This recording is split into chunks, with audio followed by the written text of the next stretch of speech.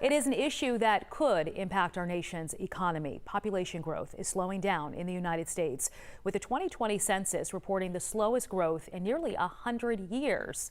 But why? Here's our Why Guy to explain.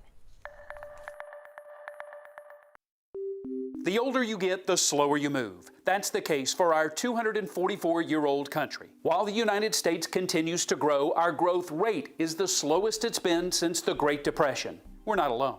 It's happening in Europe. Japan's population shrank over the last 10 years. Let's look at what's happening here at home. While America is getting older and dying at a faster rate, families are having fewer children.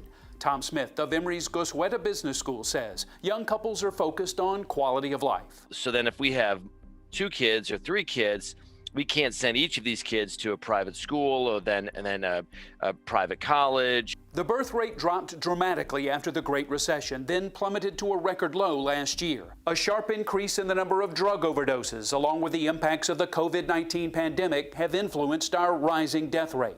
Another factor in our slow population growth is the number of people moving here from other countries. Lower levels of immigration due to recent policy changes over the last decade or so. As the nation continues to age, there's a risk our population growth will continue to slow. Emory political science professor Michael Rich says that would bring repercussions. The challenge is, where are the workers going to come from to allow economic growth to continue at levels that we became accustomed to in the past? According to the U.S. Census, our population growth over the past decade is the second slowest since the inception of the census in 1790. The country is growing at about half the pace it was in the 1990s.